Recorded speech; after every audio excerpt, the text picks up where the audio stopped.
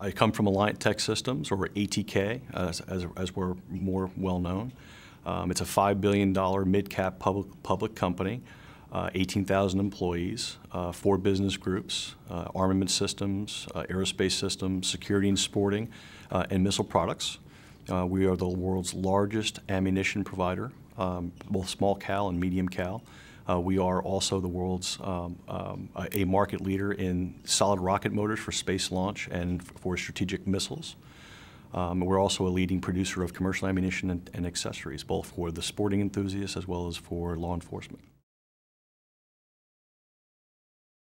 Well, it's interesting because as strategic agility obviously implies the ability to move quickly.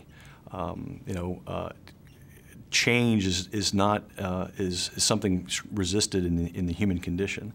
It's even more complicated when you're in an organization, a complex business organization. We at ATK have recognized that we are at an inflection point, and that's a phrase that is now becoming much more commonplace in the lexicon of the defense industry, and that we need to react accordingly. Our company is facing considerable market headwinds in our core markets of ammunition propulsion. We face challenges that our customers are facing in terms of, I'll say, budget perturbations in the U.S. government environment. So we need to react. We need to adapt accordingly. And one of the things when I look back at ATK, and its very rich history, we've been very successful in affecting what I call affecting a pivot.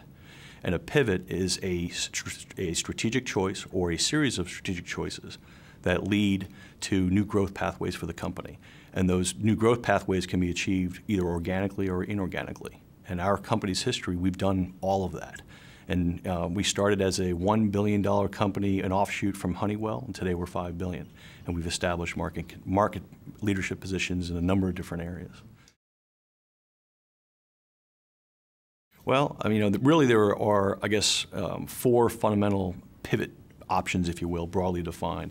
One is to essentially double down and consolidate core positions and await for an upswing in the defense cycle. And a second option would be to acquire new growth platforms in our existing or traditional defense space and security market, broadly defined. Third would be looking at international business expansion. And 4 is something what I'll call smart commercialization. ATK, by virtue of the fact that we have 30% of our annual revenues coming from commercial businesses, we're not held captive to what I'll call the true defense play investment thesis. So we have the ability to actually pivot into commercial businesses that are complementary to our existing portfolio, that represent maybe 1 degree or 1.5 degree freedom away from our core space.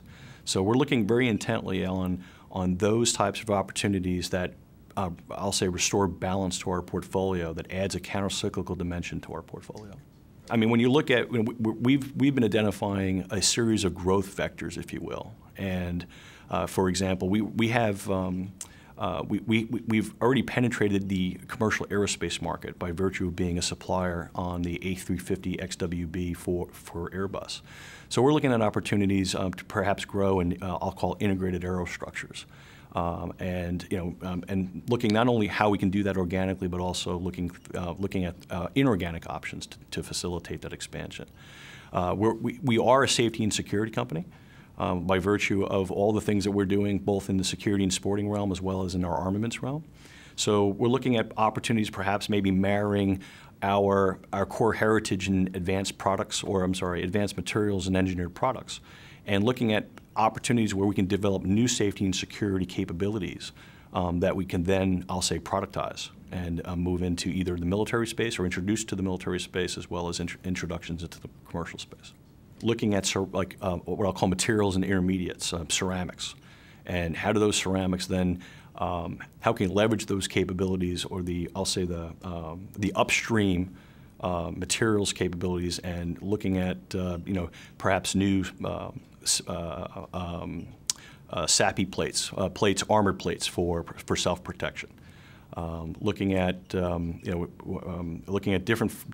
propellants, if you will, and how we can create new weapons both in the military space as well as in the commercial space as well. You know, I think one of the things that we look at, and it's very easy to ignore those small companies as we're, especially in the environment that we face, and you do so at your peril. One of the things from an acquisition perspective we're very careful of is not, not by acquiring these companies you stifle their entrepreneurial creativity. It's really, these companies are force multipliers. And many companies don't have a systematic approach to identifying and transacting strategic partnerships, whether they're joint technology development arrangements or perhaps they're companies like ATK and the larger companies will transact an equity an equity ownership position in those small companies. It's a slippery slope though, because at the end of the day it's all about control. In those transactions. So the answer to your question, I think, is more, ATK is more interested in perhaps, developing relationships to seed new technologies. And seeding those technologies might come in the form of a joint technology development arrangement. And I think the equally important is ensuring that the smaller companies feel like they're partners, not suppliers. It's very common for larger companies to look at the smaller guys and not give them a seat at the table. And I think if you're not careful, those relationships break down very quickly. Being an ATK now for 4.5 months, this is my 5th month. I can give you examples of companies in the past. I've in a former life. We developed an equity relationship with a company in Australia. It's